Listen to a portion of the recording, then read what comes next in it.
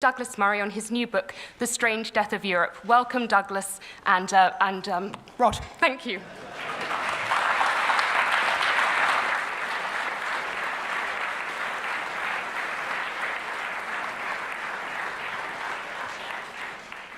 Hello, thanks a lot for coming. Thank you very much indeed for turning out tonight. And an enormous thanks as well to the organisers for giving me the honour and privilege of addressing the Jewish Book Week.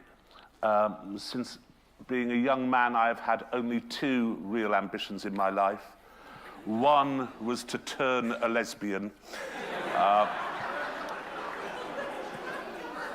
The other was to become Jewish. I am now nearly 58, and I've messed up on both of those. There are some women I've been with who have subsequently made a journey in the other direction. But I think, at least with the Jewish Book Week, that this gets me about 25% of the way there already. You see, I'm getting the lingo, you see. In fact, one of the happiest moments of my youth was actually being accosted in the street by people from an organisation called Jews for Jesus, who actually did think I was Jewish. I told them to get thee hence. This evening is about Douglas Murray, though, and we will be discussing Douglas's latest book, his fourth, The Strange, The Strange Death of Europe, Immigration, Identity, and Islam. Douglas is either one of the country's most fearless and least credulous journalists, or a hate preacher of a similar kind to Anjem Choudary. Now, I tend to the former opinion, as does my wife, who delights in telling me that he is her favourite writer, and that she always turns to Douglas's column before she reads mine. So, as you can imagine, I also feel a great deal of personal warmth towards Murray. The business about hate preachers, and Anjem Choudary, incidentally, came from the Muslim Council of Britain, by the way. Douglas, of course, has been called a lot worse on many, many occasions. Whatever your opinion of the man, this book, his writings in general, and his work at the Henry Jackson Society have always challenged the easy and convenient liberal consensus on how we should deal with, firstly, immigration, but particularly Islamic immigration. He writes with enormous wit and from the basis of meticulous research. He is also a friend, so let's meet him. Douglas Murray.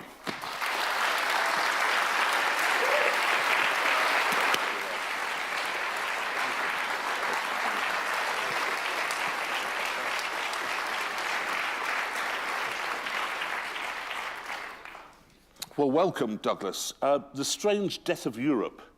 How did you come to write this? It's got a slightly Cassandra-ish title, if I may say so. We're still here, are we not?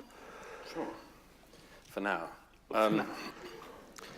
It's really the result of a lot of things. First of all, it's a great pleasure to be here, and thank you all for coming. It's the result of lots of things, one of which was a set of things that happened in 2015, which is the core of the book, which was when famously Angela Merkel on the last day of August announced that normal border procedures would no longer occur in Germany, and that effectively anyone who came in could come, anyone who tried could come. And I was covering a bit of this as a journalist. I was going to the reception islands, as they became known, the Italian and the Greek islands, and I was seeing the people coming in straight off the boats. Why? Was that a hobby? Or what were you doing that for?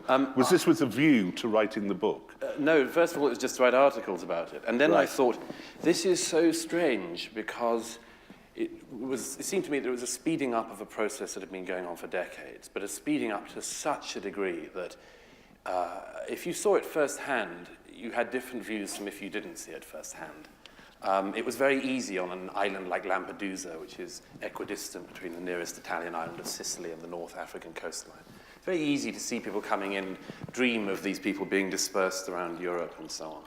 Then you go to, as I did, the towns and places these people end up in, speak to them when they're living outside the train station in Milan, or working for a gang in the marketplace in Rome, or in suburbs of Swedish towns.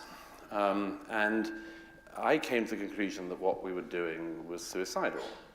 And we were not asking any of the questions we should have been asking. But hang on, you say suicidal, we'll come to that. At first it sounds like you're motivated by compassion for the people who were coming here. Yeah, I spoke to a very large number of people from all over the world. Where largely were they from? Well, as the EU now admits, the Frontex figures admit, most of them don't come from Syria. Most, by 2015, were coming from sub-Saharan Africa. But I spoke to people from Myanmar, from many people from Pakistan, a young man from Bangladesh who features in the book who had spent $15,000. His father's a bank manager in Bangladesh. He'd spent $15,000 to get to the Greek islands, where he was then trapped when I saw him, because they weren't allowing people off the islands then to Athens. It was very easy. This is the point, really, is that it was very easy in the media, in particular, and in government to some extent, to say, let them come. It's so easy at a distance. And yet we weren't asking any of the questions. And one of the questions I boiled it down to was this: can Europe be the home for anyone in the world who wants to move in and call it home? This is a very, very difficult question. And if the answer is no, as most people I think, then the questions have to start from there. So who is it for? And is there a moment when it's too much? Of course, the No Borders people would say that, yes, it can be a home for everybody in the world. Yeah. Even if the practicalities of that somewhat desert them and they don't get it. But nonetheless, yes, the moral imperative is that the border should be totally open. There are plenty on the left, yes, who would argue that, and indeed on the libertarian right. Oh, yeah. Yes, there are a lot of people who argue that. And they are very rarely taken to task for the consequences of their view. Often they don't experience the consequences themselves. Although I give a set of examples in this of people in the open borders movement who actually did suffer the consequences. And there are some amazing stories of that, which I describe firsthand. But the crucial thing is, I say, in that 1 year alone, Germany added 2% to its population. Sweden in 2015 added 3% to its population. These are vast numbers to take in. And I know what people say. They say, well, you know, they'll move in, they'll become like us, and so on. And of course, some will, but a lot won't. And the question of speed and where people come from has to be thought about, certainly at a deeper issue, and at a deeper level than at the level of, I want to feel good about myself, so I'll make somebody else do something generous on my behalf. Well, indeed, on that particular issue, it's a little like those who argued a couple of years ago, and I remember having an argument with Simon Sharma about this on Question Time, which is that we must do more without actually spelling out what the more would be, and also encouraging more people to come here. Yes. And when it's pointed out that more people will die as a consequence of coming here, this is brushed aside. Yes. It's, yes, they always deny that there's a draw. They always deny the draw. The NGOs deny it, others deny it. Since I wrote the book, well, there's a paperback coming out later in the year, but I mentioned that some of the NGOs have been caught doing something which I thought they were doing, which was cooperating with the smuggling gangs. Yeah. The Italian police and others discovered this just a couple of months ago. because they follow the No Borders ideology. So what happens is, over the recent years I describe in the book, the migrant gangs, which, it's disgusting what they do. It's just unbelievable. And the treatment of the people who pay the money to get them into Europe is just unimaginable to most of us. I spoke to somebody who was in one of the houses. They kept people in Libya, and he'd run out of money, and they tortured him and videoed it on his own mobile phone and sent it back to his family to get more money out of them. So these gangs are really wicked, and and it's a few $1,000s or euros to cross the Mediterranean. One of the things that people have to think about, the NGOs say that they are saving people from the Mediterranean. They were caught not only having contact with the gangs, the gangs would tell them when they were setting off a boat and where to pick it up, but then giving the boats back to the gangs. By 2016, The boats didn't have to go more than a few miles off the North African coastline because they were picked up by the European border agencies and by NGO vessels. So the smuggling gangs by then saved money on the petrol. They wouldn't even bother to fill the tanks up halfway, and they'd send out more and more unseaworthy vessels. On which, again, I mean, anyone who cares about the details of it, there were boats there was a boat I saw come in Lampedusa where there were a group of Eritreans who were sitting in the bottom of the boat, and they told me that they were in the hold of the boat downstairs. Those were the cheap seats, and they were the cheap seats because it was regarded that they had cheap lives. And if the boats went down, the slightly better off people from other bits of the world would possibly survive, but the Eritreans, would go down. This is just unimaginable horror, and something which we have to, as I say, think about. And at the time, of course, and still, people referring to these people as refugees. Yes. As if they were fleeing a war zone, when in the majority of cases they most certainly weren't. Yes. They were economic refugees. And if I remember rightly, one of the charities which was dealing with an Islamic went down there to Sangatte and immediately pulled its people out and said, there are no refugees. Yes. They are all economic migrants. By 2016, Frans Timmermans, the Vice President of the European Commission, admitted that by Frontex's own figures, at least 60% of the people who came in 2015 had, quote, no more right to be in Europe than anyone else in the world. And here's the difficult bit, among others. I think we all recognize that there are people who are fleeing actual horrors, real horrors, like the Syrian civil war. And we have to have an attitude towards what we do with those people on a temporary basis, on a permanent basis, whatever it is. This country, by the way, I mean, we're the second biggest aid giver to the camps in Lebanon and Turkey and Jordan and so on. And Latterly. yes. And it costs 100 times more to house a migrant in, for instance, Sweden than it does to look after them in one of those places. So the economics for not saying... But you're not, with respect, you're not looking after them in those camps. No. You're giving them a temporary place to stay. Yeah.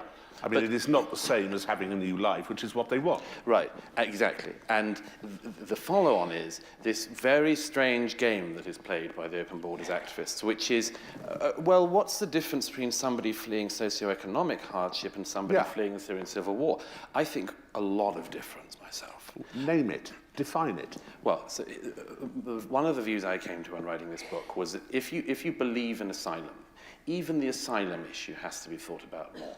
Who is it that deserves asylum in Europe? I would say that it's people for whom only Europe could be the place that they could live, because outside of Europe they would surely die. Why? That is, well, Why? I give the example, for instance, of Yazidis. If you were a Yazidi in 2014, and the situation hadn't have been turned around slightly as it was, then I think Europe could have legitimately said, look, if there's nowhere in the Middle East for the Yazidis and they are going to be wiped out as a people because that is the aim of ISIS, then that is a legitimate asylum claim. But the idea that, I mean, as I say, now, as last year, as this year, as today, the movement into the Italian islands is entirely from sub-Saharan Africa. I don't doubt, believe me, from speaking to a lot of people from there, I don't doubt for a moment that what they're fleeing is terrible.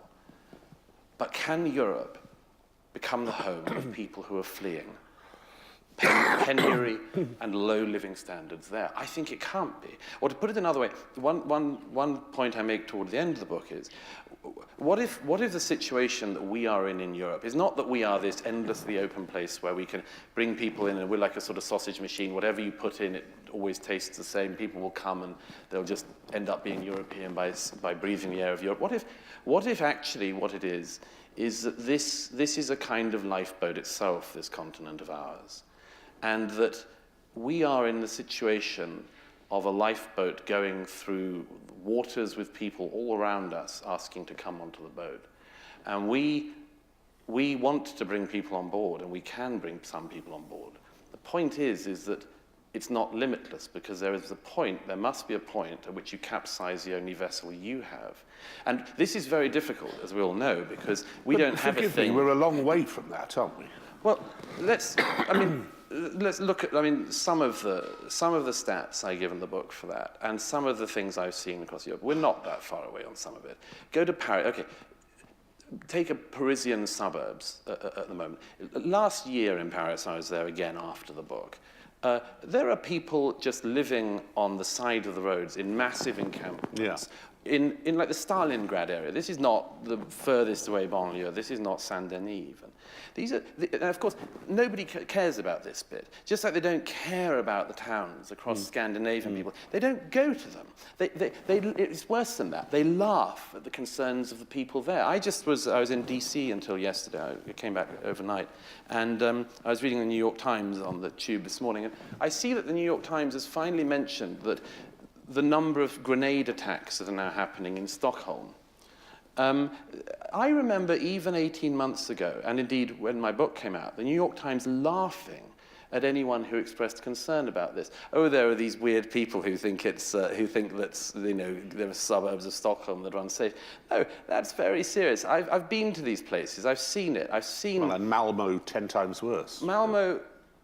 People think it's some kind of far-right, alt-right, imaginary... No, 4 years ago in Malmo, locals had to do walk a Jew to work day. Yeah. Okay? Yeah. They were walking Jews, the remaining Jews in Malmo. It used to have a thriving population. You can see how thriving it used to be from the cemetery, the Jewish cemetery there. And it's got about 800 Jews there now. Locals were walking the Jews to synagogue to make sure they weren't attacked. Now, in what world does that become normal or able to be laughed at? Or worse, this thing of, we won't even look at it. We won't even ask where it's coming from. And yet, a lot of the animus against the Jewish population of Malmo was sanctioned effectively by the Social Democratic Party leaders of the white Social Democratic Christian Party leaders. Yes. By the way, there's a brilliant young Kurdish demographer whose work I cite quite a bit in the book, who is in Sweden, and his work alerted me to this extraordinary thing that it's now provable in Sweden that people's attitudes towards diversity, people are more in favour of the diversity after they have left a diverse area to move to a monocultural area. Yes, indeed. Of course provable. They are. Of course they are. Two things. Firstly, you're talking about the death of Europe, the strange death of Europe, the suicide of Europe. Are we talking simply about numbers? No. It's two things. Well, look, let's deal with the numbers first, because I'm not sure you're right. Mm-hmm. I mean, if you look at our country, and I've had it said to me many times when I write quite stridently against immigration. I've noticed that. Thank you. Because I think largely from the left that I think it undercuts the wages of the poorest of us, and it's a hugely exploited labour market. Sure. I cannot understand left-wing parties that go along with it. But it is nonetheless the case, as it's pointed out to me, that the numbers coming in, it's 250,000 a year. That will have ramifications. Of course, it has ramifications on our National Health Service and on our housing. But nonetheless, it is, compared to our general population, a small drop in the ocean.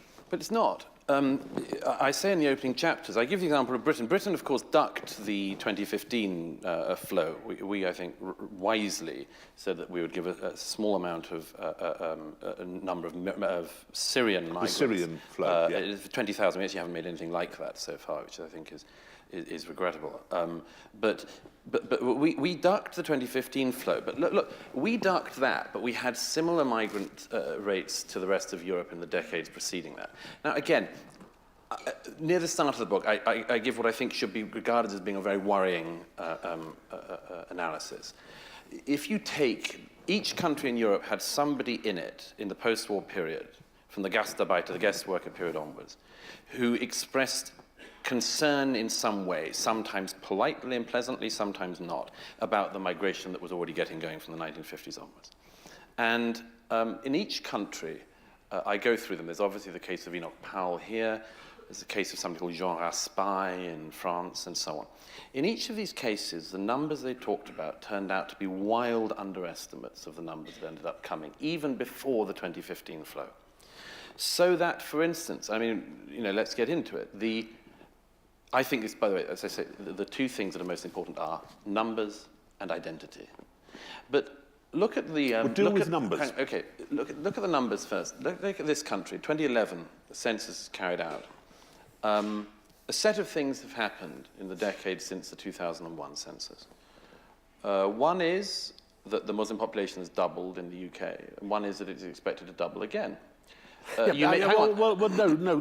me come in there, because that is a point. But when I was 16, 17 years old, I was a member of the Socialist Workers' Party. And I would say my father was disgusted, and I would say proudly to him, we're the fastest growing political party in Europe. Our membership doubled in the last month, and he quite rightly said, that's because there were only fucking 4 of you in it a month ago.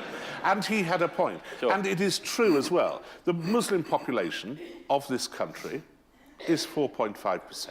Sure. It is nothing. And going to double in the next decade and double again. It is 4.5%. Sure, but That's what it is. This in itself has a whole set of ramifications. If Enoch Powell had said in 1968 that in 2016 the most popular name for boys in the UK would be Mohammed, you would have said, what are you It's actually doing? second to James in the whole country. No, if you add them up and you make No, sure I you use have every... added, well, we're going to differ about this. If you use every spelling, because you remember they used to deliberately not Muhammad. use all the same. They used to say Muhammad was different from Muhammad and Mohammed and so on. But anyhow, let me give you another example. Then. Yes, I mean, the 2011 census. There are 33 London boroughs. In 23 out of the 33 London boroughs, the census says that people who identify as white British, that's their identity, not mine, that white British are a minority in 23 out of 33 London boroughs. I go back to the point. If And Enoch a Powell, very small minority in many of them. Exactly. Yeah. So I go back to the point. If Enoch Powell had said in 1968 that in 2011 people who are white British would be a minority in London, people would have said, what are you doing? What are you claiming? You're a madman. But with, again, this Douglas, with respect, Enoch Powell was speaking at a time when we had, and he might now agree, dead though he is, probably... Unarguably so. Unarguably so. I will cite him. Simon Hoggart, I think, used to say, use the word dead about people as an insult. Yes, that's right. The dead politician, Enoch Powell. Yeah. As if it was his fault. But Powell was talking at a time when we'd had African-Caribbean immigration from the 50s, which had caused some problems. Yeah. There had been riots in Notting Hill, etc., and a great deal of racism as well attendant. But he was speaking particularly at a time when we had probably the most successful immigration this country has ever had, which was the immigration of Asian people from East Africa, from Kenya and Uganda. A hugely, with the exception, obviously, of Yasmin Alabaya Brown, a hugely successful. Well, so he didn't. None of the other stuff pertained. What are the case of the Ugandan Asians is a very interesting one, not least because it was a one-off acceptance by this country. I think the right thing to do, obviously. But that one-off immigration, which is still talked about, by the era of the Blair government, was an average 6 weeks immigration. In other words, you were doing the Ugandan Asians immigration every 6 weeks. Now, again, I just think that for all sorts of reasons, some of which are perfectly legitimate, because there are some very unpleasant people out there are some legitimate reasons to be worried about this discussion, but there are also very, very many more reasons to be worried about it and to think about it at the very least. And here's another reason. We used to talk about this in terms of race. And then at some point I say it's in this country from the Satanic Verses affair onwards. Sure. In Holland, it's from the moment in 1990 when an imam on Dutch radio calls the death of apostates. Yeah. Each country has a moment when it starts to think, maybe actually the racial element is not that important. Maybe it's about the ideologies. Well, I wanted to come to that, yes, because that is basically what your book is about. That is the real worry for you. It's less the actual numerical swamping than the cultural swamping. Sure. Yes, I mean, I think, again, this causes all sorts of problems to the left, and it's why I understand they want to shut it down. But take one... and you're talking about, let's be clear, it's about Islam. Yeah, we're not worried particularly about Buddhists coming here, no. are we? Extremism. Yeah. Which can occur, of course, but... Well, of course, yes. But... Of course it's that. I think I say in the book, it's the biggest values challenge, it's the most assertive, it's the most unapologetic. It's the only one that actually is willing to talk to people in the level of threat. I mean, what happens whenever you say anything about Islam or Muslim ideas? You're always told that you might be about to piss off 1.4 billion people. Okay. Well, imagine if they can be right, absolutely. But imagine if how many Jews are there in the world? What, probably 11 million, something like that. Is it right? About that. Imagine if every time somebody said something that was mildly annoying to one Jewish person, they said, "You're about to piss off, 11 million people worldwide." You would say, "Don't talk to me in that tone of voice. I'm not having that."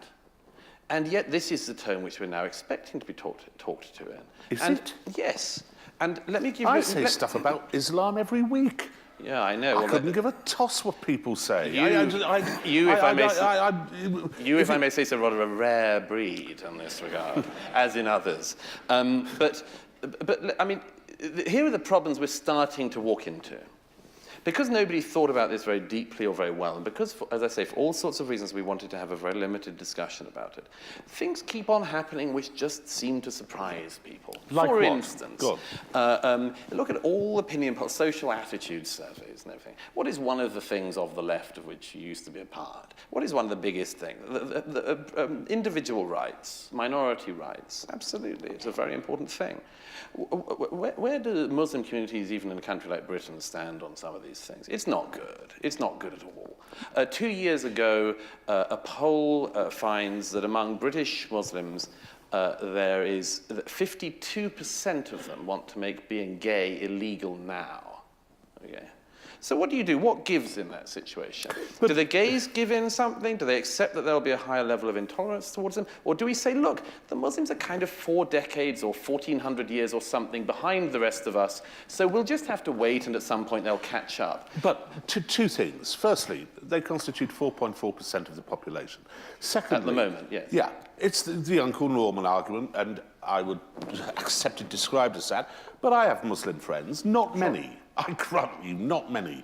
But I have Muslim friends, and they are impeccably liberal, more liberal than me on many social issues. Because I'm a social conservative, and there are things within Islam with which I think, the respect for the family, for example, and all that sort of, which I have some time for.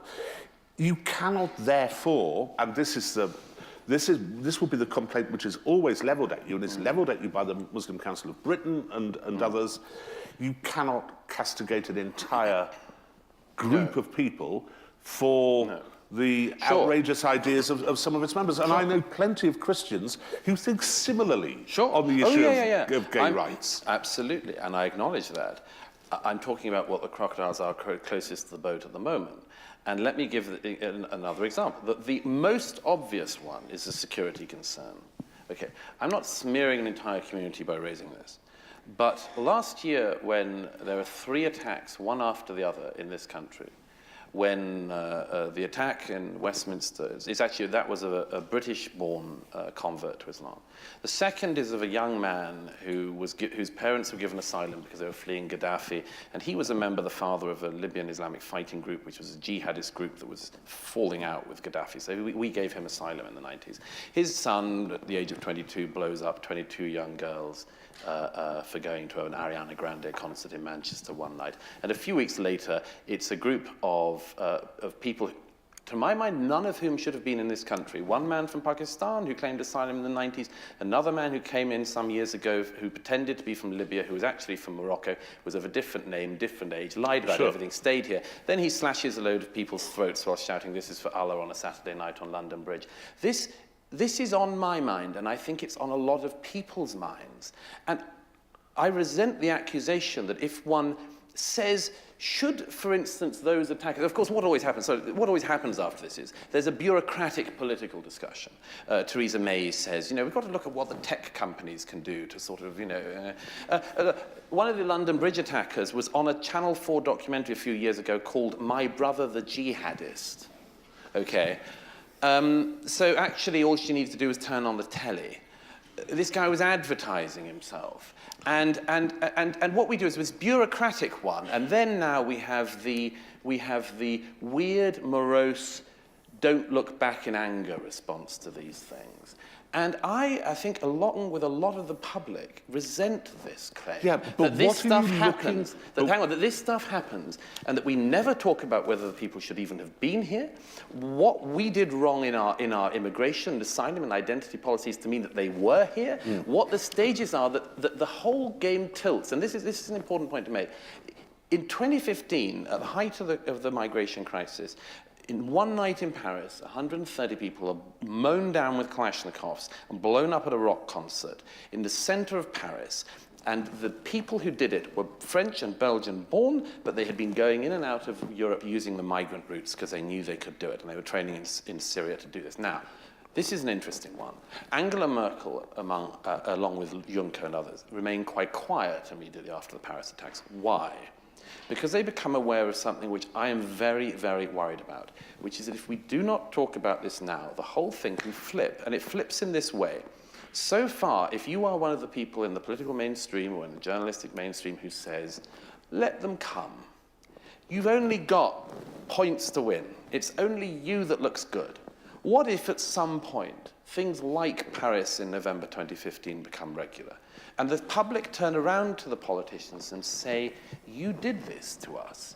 You were so lax with our security, you didn't care about borders, you didn't care who was here, and now our children are dead. Well, what happens okay. then? And that's what the politicians should be thinking about, among other things. Well, two things. Obviously, Europe's people seem to be taking that approach right now. Yes. Totally the vote in Italy was almost exclusively an anti-immigration vote. And then we have those countries in the centre of Europe, which are Take a divergent view. Take a divergent view, yes. You know, from Austria, Hungary, Czechia, Poland, and Slovakia. But I still come back to the essential point, which is that you can make those points. You can say, perhaps we did something wrong with our immigration policy. Perhaps fewer people should come in. Perhaps we should be more secure in the way we vet the people who do come in.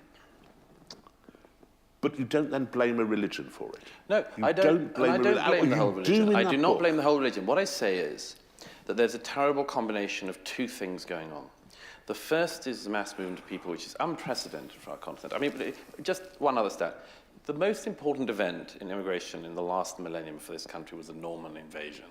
The Norman invasion changed the population of this country by something like 4%. Okay, and we still talk about it. It's a big event in our history. So our memories of these things matter. But my point is that the amazing historic movement of peoples into our continent is combining with something else, which is something we should get onto, which is the other bit of this book, which is what my critics have totally ignored, which is that I say that the problem is that this is happening at precisely the moment that we in Europe have lost any idea of what we actually are for. And I think this is something we have to think about.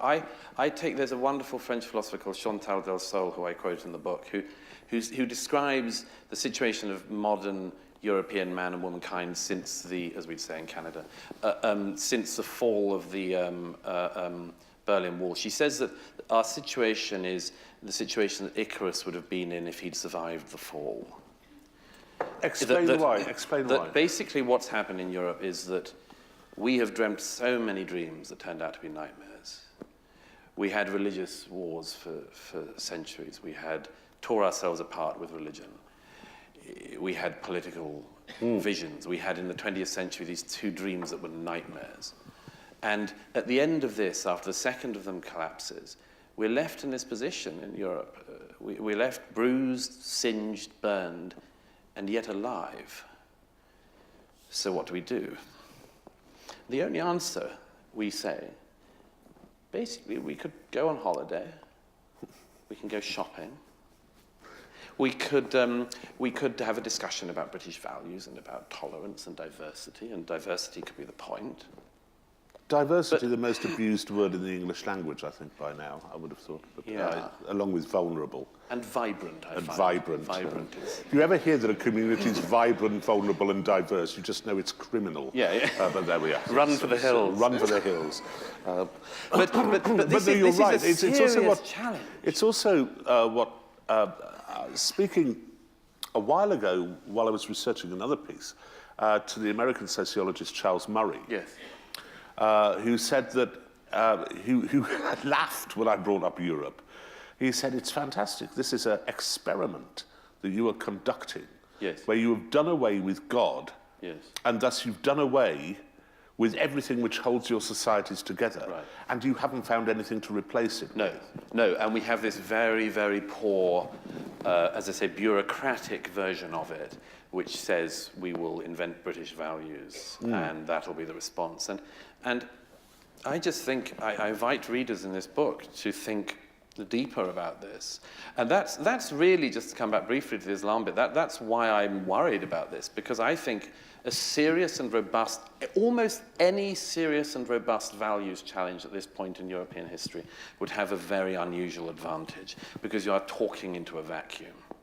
And this applies obviously differently in different communities and in different religions, but this... Well, you could say it's just a liberal secularism, couldn't you? You could say it's simply that. A humanism, a secularism, it's... Absolutely, but here's something that is worth thinking about, and which I ponder in this book. What if this is a very unusual period to be in?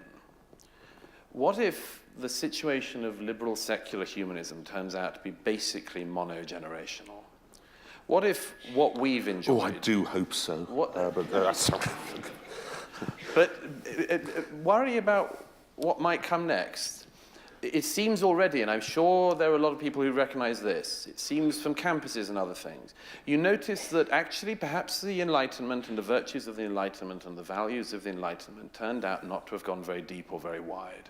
And they were held by a relatively small group of us in a relatively small continent with a relatively small number of people, and that it can change. And there's no reason that that's necessarily going to remain in place forever. It's not by act of God or man or government or bureaucracy that that's the case. It could all change. And this is why the Eastern European thing is so interesting to me. I traveled in Central and Eastern Europe a lot. And of course, their view on all of this is utterly different. They look at Western Europe and they say, we do not want to be like that. And I say at one point in the book, why is Eastern Europe different? And there's one thing in particular which I just wish people, instead of berating them as all being fascists and racists, just thought maybe they're onto something. And that's this. They remember several things. Not just going back some centuries to the Siege of Vienna and elsewhere, but they also remember the 20th century much better than other countries now do. And they remember that you don't get any time off from history, that you get utterly destroyed by one ideology. And before you've even come back above the surface to breathe, from another direction, it's all smashed up in an entirely different way. And so they know something You think which that's the root Yes, of the Central European I think antipathy? they have one thing which we have lost sight of, which is to be careful with your future, to think about your future, to not do grand experiments on the public that have not been tried before. We're not a petri dish you can just experiment in, because, again, it's the only thing we have. There's a moment in a novel which many of you will have read. Michael Welbeck wrote this novel, Submission. Wonderful novel. It's a wonderful book. And at the end of this book, I write a bit about Welbeck. There's one... A young Jewish girl is having an affair with her older non-Jewish professor, described in torrid and rather great detail. It's Welbeck. It's Welbeck. And there's a moment, some of you will remember in that novel, where she is set in a sort of France in the 2020s. She says to her lover that she's making Aliyah, she's going to Israel. And he says, I had made the realization that I don't have an Israel. And I think this is something, again, people here have to think about. Most Europeans don't have an Israel. We don't have an Israel. We don't have another option on this. No. If we screw this up, we've screwed up the only thing we have. So why not think about this more deeply? Why not be careful with this? Can I, before I hand over to the audience, because I'm sure there are a lot of people who want to ask you questions, just I thoroughly enjoyed your book. I think it was a superb piece of work and needed to be said. And my caveats were those which you have to do as devil's advocate, help us. But there is room for some degree of optimism, is there not? If you look at the voting patterns in Europe, in Italy, in Germany even, certainly in the Netherlands, and again in that tranche of Central European countries, you know, which include Austria, which has its own very individual view of history. Sure does. For many, many different reasons. That people are turning against everything which Merkel and the rest had planned for us all. Yes, but they may not listen to them. Every opinion poll for decades in Europe has shown the same thing, which is that people want the immigration to slow down at the very least. And if you look at every opinion poll in Europe and Western Europe, the public are asking the same thing all the time. And what do they get every time they vote? To say, slow it down. They get told they're fascists, they get told they're racists, they're xenophobes.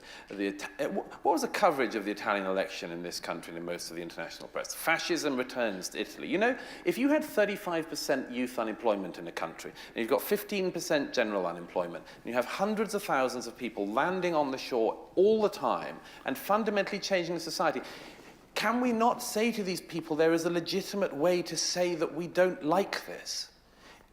Do they have to be either on board with the mass immigration of Merkel or they're Nazis? I think that we are creating this nightmare, which is that something so strange has happened.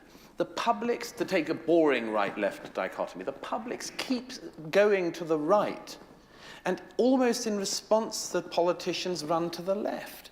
Why can't Merkel say, not that, instead of this new law they've just passed in Germany that makes hate speech online illegal, I mean, that's a great idea for Germany, isn't it? Why not massively change a society, do loads of things to the society and then make it illegal to object? Gosh, what could go wrong there? You know, instead of doing that, just recognise that the people who are worried are onto something. But she has, hasn't she? She has recognised that. Even her apologies, read the actual text of what she says. She never apologises for this. She says things like, I wish we'd been better prepared. Honestly, in 2010, she gives the Potsdam speech in which she says, multiculturalism since World War II has failed utterly. These are her words. She said, we thought the guest workers would go home and they didn't. What an error to have made. She says this in 2010, and then in 2015 she speeds the immigration up to a level it has never been at before. Why would you do that? Why would you not spend those 5 years trying to work to make it better? She never apologizes. It's a religion for her. I'm going to open this up to the audience. I have very poor vision. I'm going to put my glasses on so that I can see who's asking the question in case I say, thank you, madam, a question from you, and it's the fucking chief rabbi, which I don't want to do. It's a problem. If you could put your hands up and wait for the microphone to arrive. I think we have people walking around with microphones. Do we? Hello? I still can't see. Yes. So questions to Douglas. Gentleman there, you're near the microphone. Rod, you wrote a few months ago that you and Douglas Murray have a bet on to see who will be the first to be prosecuted for Islamophobia. How's that going? And are you and are you actually suggesting, as I suspect you are, that Islamophobia is a nonsense post 9/11 word? I think Islamophobia doesn't exist. I think my worry about Islam is not irrational and illogical, but it's based in a worry about Islam. I think it's a ludicrous word. I also don't have much time for the word homophobia either. I think these are constructs which we have built around ourselves in the last 20 years because we don't have very much else to cling to. I don't know how I would have thought Douglas is probably nosing ahead in the old. But you've been doing sterling work. I've been doing all right. The real test on this one, if I can say so, is this: are you willing in a public space to say something that is critical of the Jewish God? Are you willing in a public space to say something that is critical of the Christian God? are you willing in a public space to say something that is critical of the Muslim God? No, it's only the third that gets the problem. It's only the third that everyone dodges. I refuse Which is to why dodge that. Islam exists, of course. Yes, because It is. imagine the work we could do if we claimed that behind us were people with Kalashnikovs. No, but in fairness, it is the other way around, isn't it? That the Christian Church, and particularly the Anglican Church, has sustained itself and continues to sustain itself, even with that man in charge of it at the moment, by adapting. Yes. And by adapting to whatever society's morals may change towards. Whereas Islam has managed to preserve itself by sticking to its word, you might argue. Yes, you may well argue that. It works very well. The problem, to my mind, is this. I like Rod, I have a lot of colleagues and friends who are Muslim. They tend to be of the more liberal reformist kind, you'll be unsurprised to hear. But here's the problem. Islam as a religion has all sorts of inherent inbuilt troubles, as every religion does. But we know the troubles in the religions that have been here. We're fairly aware of them. We know that if there's some crazy pastor, in America, he doesn't get any cover from the Christian churches. The Archbishop of Canterbury doesn't back some crazy pastor in, Wyoming. It just doesn't happen. Now, so here's the problem we have. What if the thing with Islam is it doesn't reform? It can't reform. That is a tragedy for my Muslims. Or if its reform was 1979. Yes, if ISIS and Khomeini is the reform. Yes, that is the reform. The Reformation is ISIS. So if that's the case, look, this is a horrible thing throughout Islamic history. The reformers always end up getting killed. That's a tragedy for Islam. That's a tragedy for my Muslim friends. I don't want it to be our tragedy as well. So it seems to me this is like being outside a pub at last orders, seeing two men in a fight, and then deciding to throw yourself into the middle of it and say, your fight is my fight. That's happened to me quite a lot. Anyway, another question, please. If we can come down here. Oh, sorry. Gentleman at the back first, and then down here. Hi, sorry, yeah. Fantastic book, by the way. I wanted to ask about... Sorry, I'm here. I wanted to ask about whether you had any ideas on the current Conservative Party and what they could do. I'm worried that they're moving quite far to the left, and not just Mrs May, but in the future, what kind of policies they could adopt. Gosh, you're asking the wrong person, probably, because this book has nothing to do with, obviously, Brexit or anything like that that's going on. And I watch the Conservative Party, like all political parties here, with a mixture of awe and horror. As a floating voter, my own view is that in this country there's something very strange, which is the political class is entirely held hostage to the rhetoric and opinions of the far left. And whereas on the continent there's been enough flexibility within the political system to, for instance, throw up sometimes ugly anti-immigration parties, which then parts of the mainstream, as in Holland, pull in the respectable bit of it and keep out the unrespectable bit. In this country, we're sort of the most politically correct one of all in our politics. And whenever the Conservative Party does try to do anything in this, it marks it up with amazing skill in new ways you hadn't imagined. It is remarkable the degree to which it's been captured by a liberal social agenda, just as Gramsci would have predicted. Yes, but here's the thing, as both you and I know from television studios, they're basically in a situation, in Chekhov plays, and it's always said that if there's a gun on stage, it's got to go off by the end. They're in this situation all the time, as you and I are. If I go into a studio, the Conservative Party have a representative in the studio, the gun is pointed in one direction and it's got to go off at some point. So what is the point of any MP appearing on any political opinion program these days? It's to survive. And to win is to be able to, implausibly or otherwise, accuse your opponent of either racism, fascism, xenophobia, misogyny, homophobia. You can see it in their eyes. Transphobia, They're just please. desperate for Rod or me to say something really racist. You know, and we're not going to, because we're not. And they think the same thing with the Conservative Party. And if they can't get them to say anything racist, they want you to say something that they can claim is anti-women or anti-gay or something. It goes on and on and on. This is the political discussion we have in this country. It is. It is. It is. It's terrifying. Sorry. Yes. Another question. Oh, sorry, sir. You next. Could we have some women or transgendered people asking questions? Or somebody who's fluid Or, would be yeah, good. or amputees. Sorry. Yeah, we understand what the problem is. What would your solution to this problem be, then? Good question, Good madam. question. Thank you. I say at the end of the book, I give two scenarios. One fairly detailed of what you could do even now to address this. On the general point, the obvious thing is to do what the public want, which is to massively slow down the flow. Massively slow it down.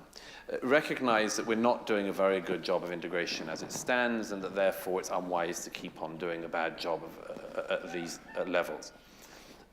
So that is the thing which every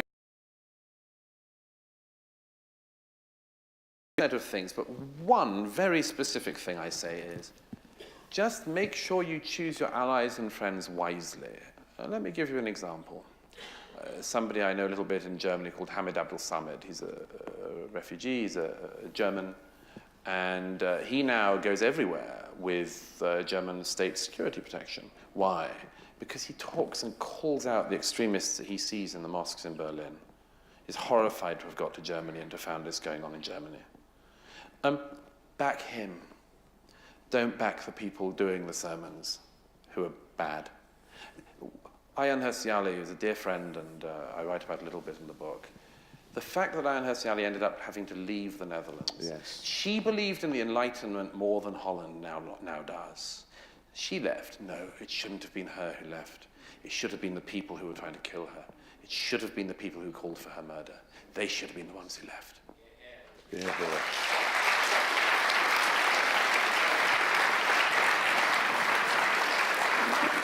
Gentleman down there. So, I've got a question. sorry. I'm a woman. I'm not. Hurrah. And we also should after have this a gentleman gallery. here, and then I'll come straight to you. We should have a gallery, Thank you. exactly.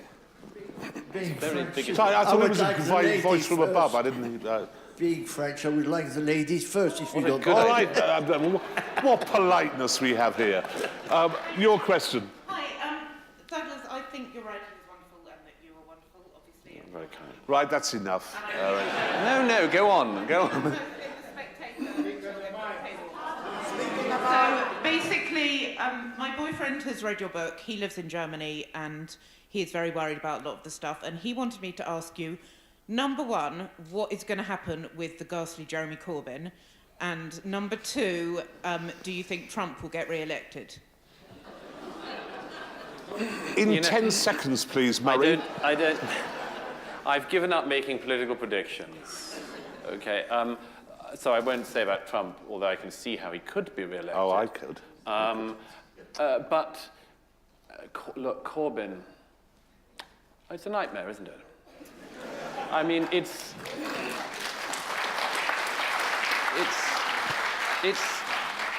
Why is it a nightmare? Why is it? So, look, I have a sectional interest on this, particularly to do with Northern Ireland. I really resent that. I really resent the rewriting of history. That man, Yes. for decades, supported people who were slaughtering Yes. British citizens and our soldiers. And he pays no political price for this. He gets Right, to okay, rewrite. okay. No, he gets pays to no political rewrite price for a himself lot of things, as Douglas. a peacekeeper. As a peacekeeper. For whom was he a peacekeeper? When did he speak to loyalist gangs and honour the people they were killing? Or indeed Israelis. Or Israeli? He says that he speaks to Hamas and Hezbollah as friends because he's a peacekeeper. For whom is he a peacekeeper? What is this international body for whom Jeremy Corbyn is the front phalanx peacekeeper who's always sent out? And Where are they? I don't want to draw a moral equivalence because I don't think there is one between Hezbollah and its genocidal aims against the Jewish people and some small settler community in the West Bank. But you know, where is the evidence of his outreach to the settler communities? Where is his evidence of his outreach to the Jews in Hebron? Well, he hasn't. He hasn't. I mean, you're absolutely right. Why doesn't it play? His followers don't care. Why doesn't it play? Well, here's the beginning of the reason. Because the left itself decided to destroy the concept of truth decades ago, and we are all paying for it. And they have amazingly turned this around. They now say that Donald Trump is the person who invented the abolition of truth. Donald Trump's abolition of truth is only possible because of a lot of work for decades in the American Academy and in Britain.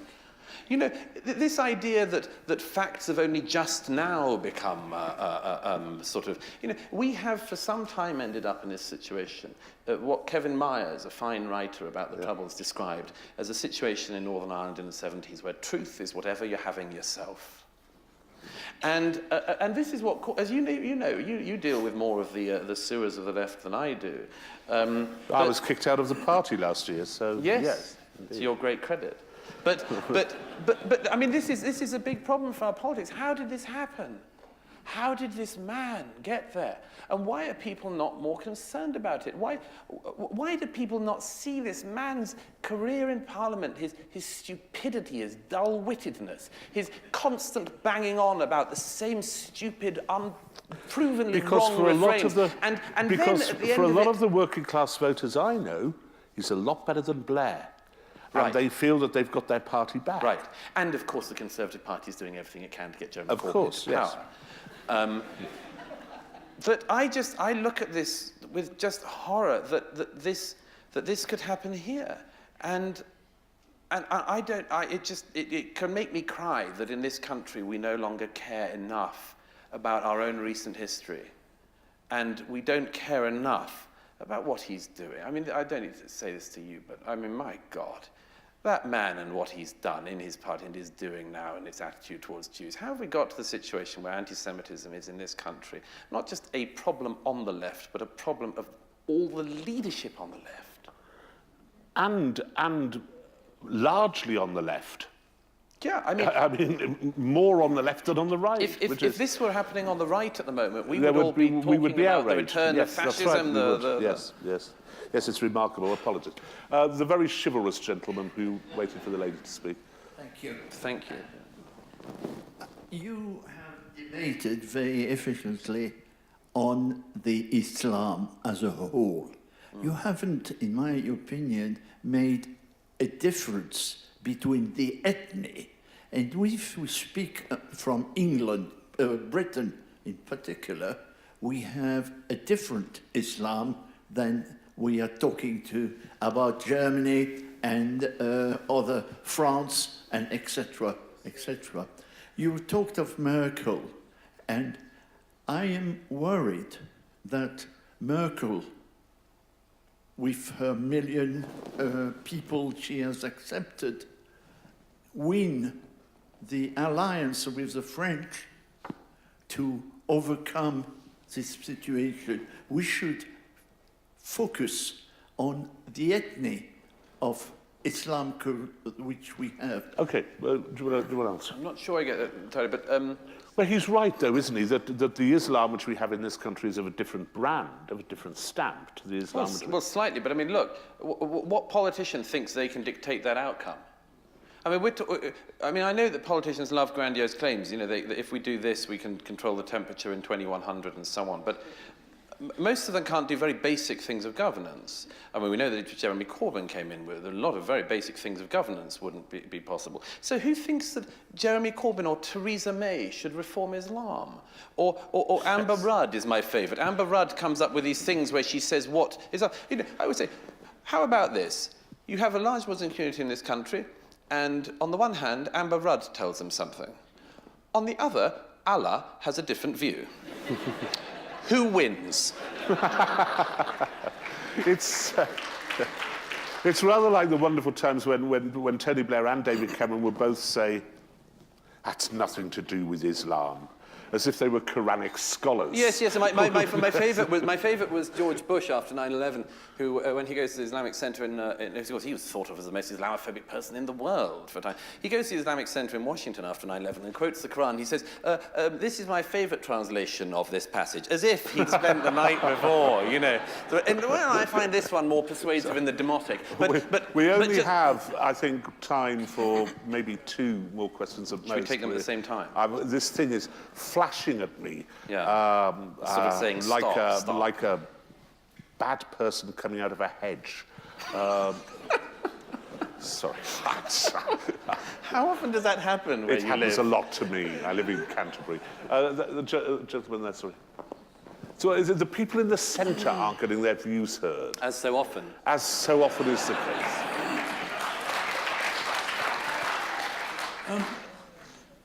I'm surprised that so much anti-Semitism going on at university campuses, but even what you might call the higher brow newspapers, such as the Times, for which you write, hardly report on these things. Yeah. I'm not surprised that the BBC doesn't report on it, but I am very surprised that newspapers for which you write do not report on things that are going on. We all know they're going on. And it seems to me until we do that, then a lot of the stuff you're talking about at the moment is just going to fly off into the stratosphere if the top newspapers don't write about it. Sure, I couldn't agree more. But I mean, they accept this as a new normal. Some years ago, there was a man from Hezbollah who came to this country who, among other things beforehand, had said that even a 2-year-old Israeli child was a legitimate target for murder. I remember calling up a journalist who I knew and saying, you know, you've got to report on this. He said, what's he said? I said, even a 2-year-old Israeli. He said, have you got anything better? Have you got anything better on him? The point is that we become used to the horror. And our expectation of what meets our new standard and our new bar is getting ever, ever lower. And one more, we said very quickly. Go on, make it a good one from someone. No, I'm sorry, I can't. A man finish? just appeared there and went like that to me. Can So I finish either on one ISIS note? have turned up, Can I? or I'm being told, well, what? By the way, on a happy note, a gentleman there in France would know this. One of my main opponents in recent years on Sunday Swing, I see Melanie Phillips is in the audience who knows this well, but one of my main opponents in recent years on all these business has been Tariq Ramadan. And You know he's a Muslim, don't you? If there's one good piece of news about him, he is currently in a French jail. So I warn my other critics to watch out. This is... Thank you, Douglas. Thank you all so much, and sorry if you didn't have a chance to ask your questions. Douglas is going to be signing many, many copies of his book, so you can ask them then. But could I say thank you as well? Indeed, please do. It's a great pleasure to be here. I haven't been to Jewish Book Week for a few years, but I've always had very happy memories of it when I've been in the audience, and it's a huge honor to be here. I'm very pleased to have your time and for so many of you to turn out. And in another breakout room, I hear. So to all the people in the breakout room as well, thank you. Oh, yes, yes, thank you. Thank you very much. Thank you. Here you go.